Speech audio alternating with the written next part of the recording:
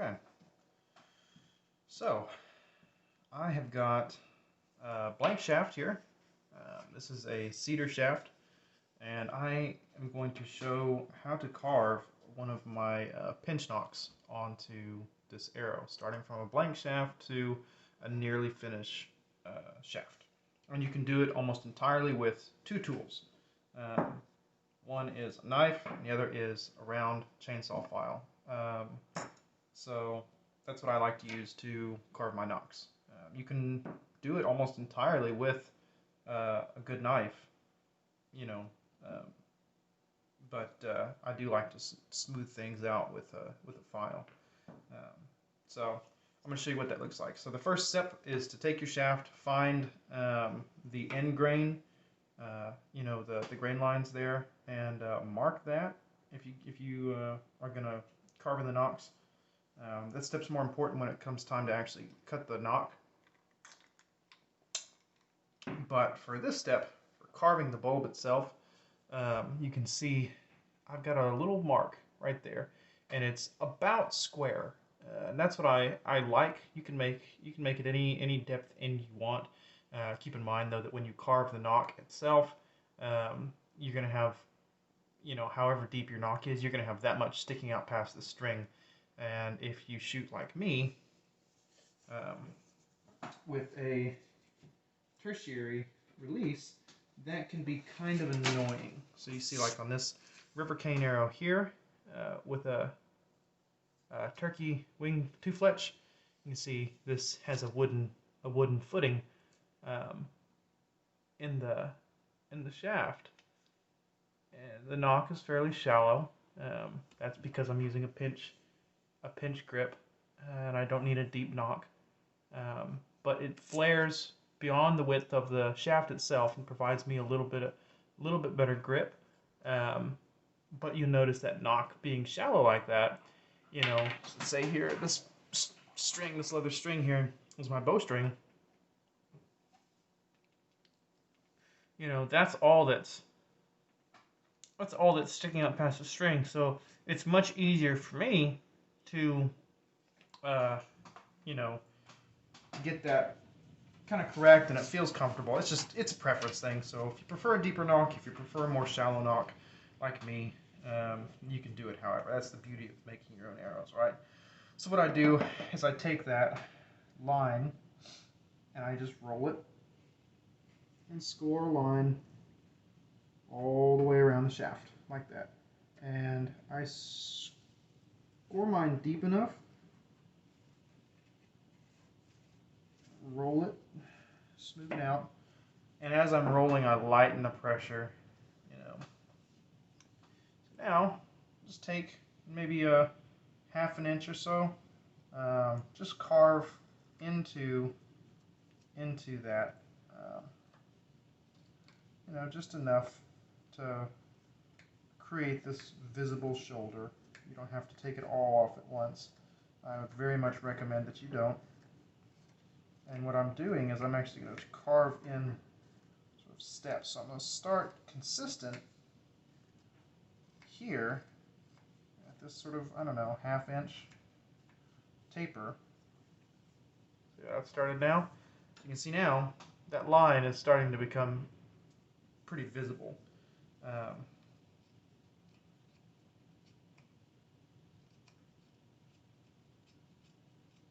What you don't want to do, and one thing that I would be very careful of when doing that part, is control your knife, because the last thing you want to do is catch that and pop off part of your nock, because that sucks. I've done that, and I had to make a set of arrows half-inch shorter or so. It's not a fun time. And I just carve it to where it's about smooth. The key at this stage is keeping the depth consistent. That's really the important thing. So that's what I've got. Right? That's what I'm looking for. Nothing too crazy. Right? So now I'm going to back up just a little bit, and you can do this part here. You can do all of the carving to depth with this knife And you can either smooth off the shoulder with the knife if you want, or you can do it like I do it with either some sandpaper or file.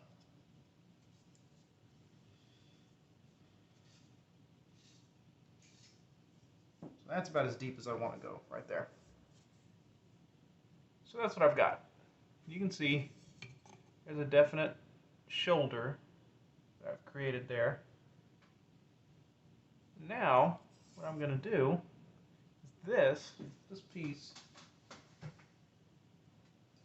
I'm going to take a file. I just have 4-in-1 rafts that I use for about everything.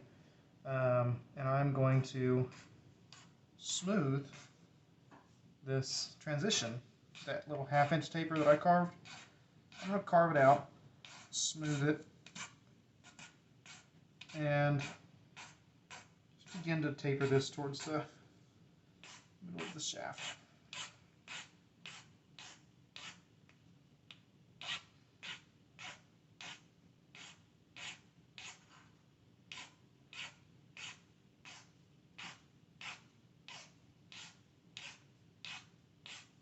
Essentially what I'm doing is barreling.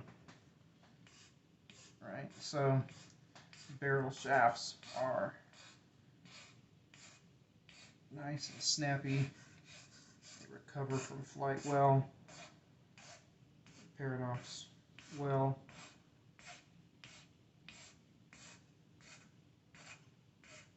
This is just a really short kind of variety. The other way to do this would be to take some sandpaper in the hand and spin the shaft like this. And that's what I'll usually do to finish this off.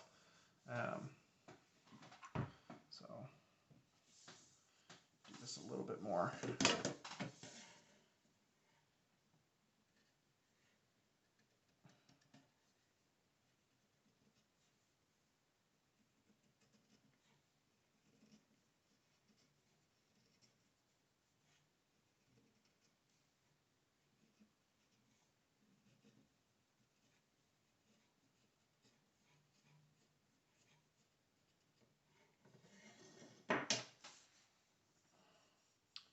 So yeah.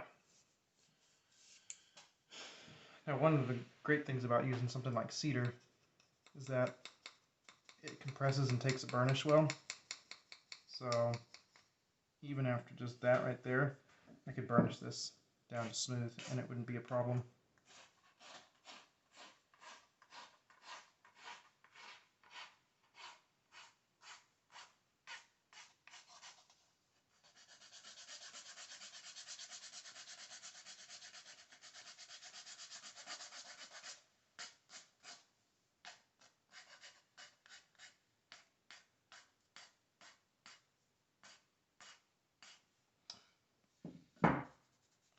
Okay.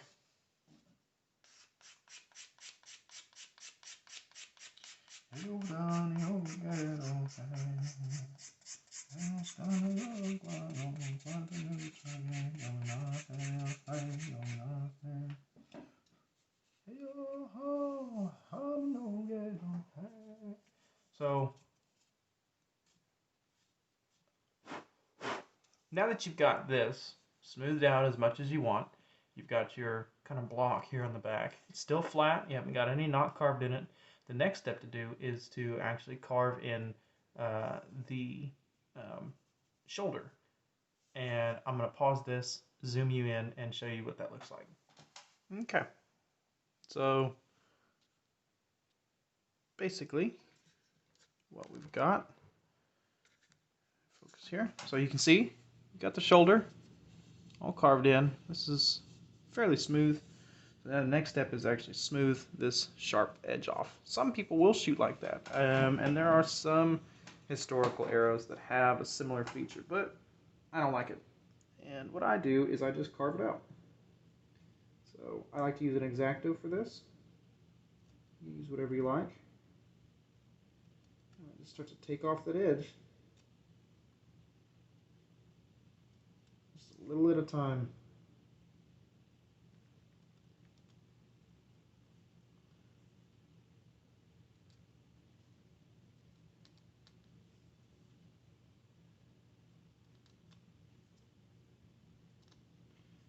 done all the way around, just go up a little bit higher and carve to meet the line.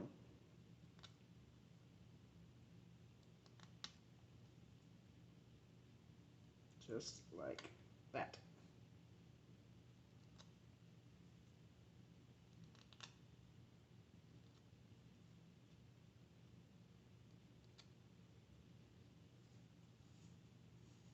So you can see it's already looking better. It's already looking softer. And on some of my arrows, I'd stop there. But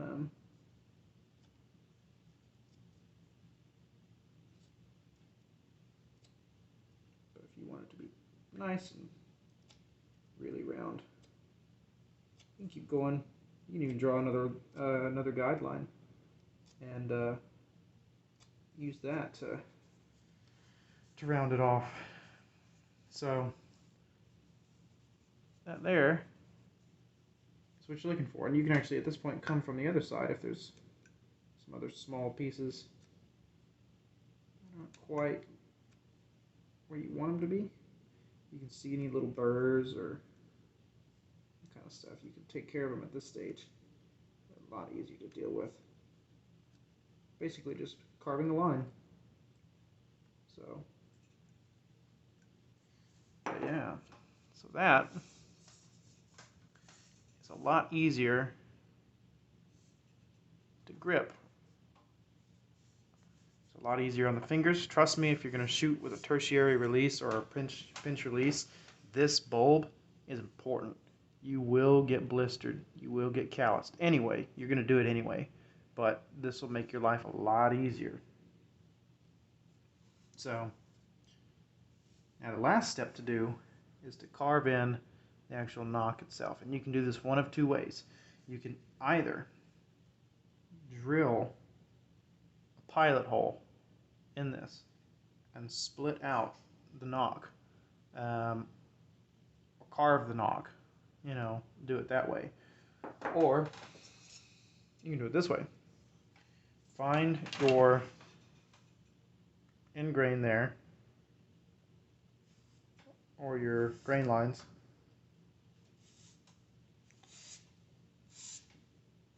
and file across them.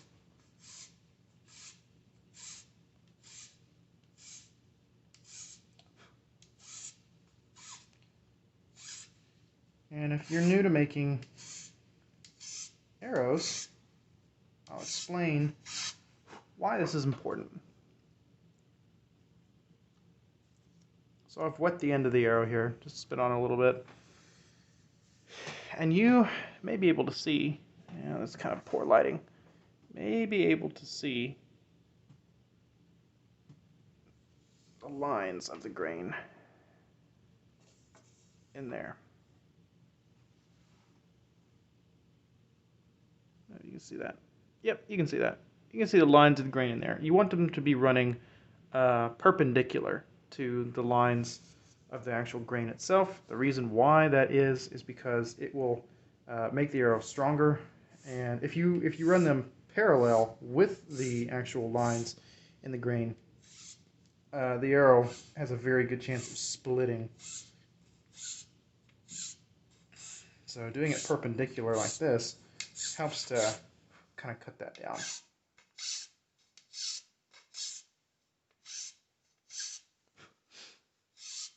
You should always check your arrows before you shoot to make sure that there's no cracks or checks in there, to make sure that everything is good to go. Because the last thing you want is for an arrow to blow up at full draw, possibly ruin your bow, hurt you.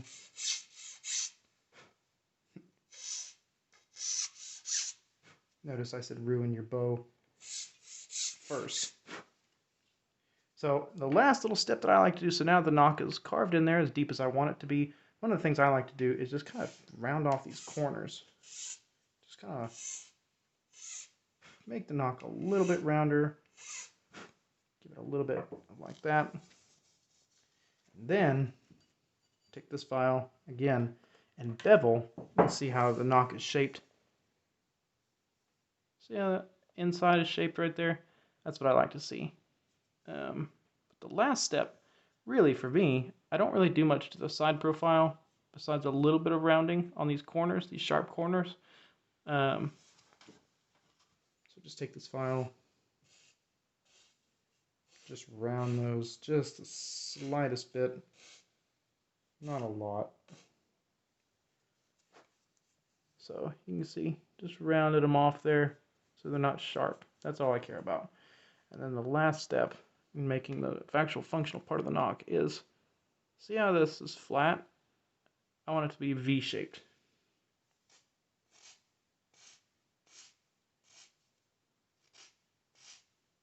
And I do that by simply carving at this part of the knock. And clean it up with your X-Acto, if you're using an X-Acto. Ta-da! So there we go. That's it. That's the end. It's not quite even.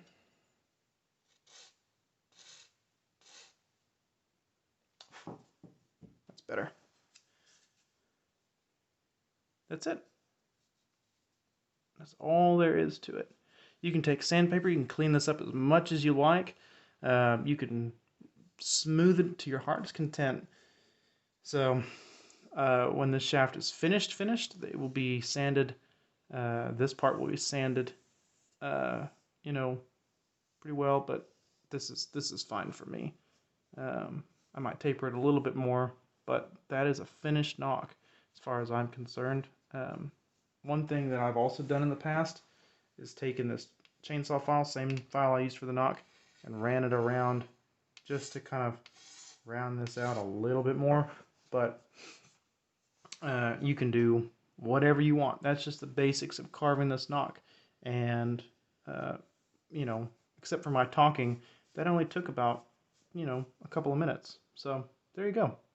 Hope you enjoy, and post some pictures of your knock that you carved with my hashtag. If you go on Instagram, hashtag pride not primitive, especially if you are a native person, you know, kind of showing the world that we still do these things and that we still practice our traditions.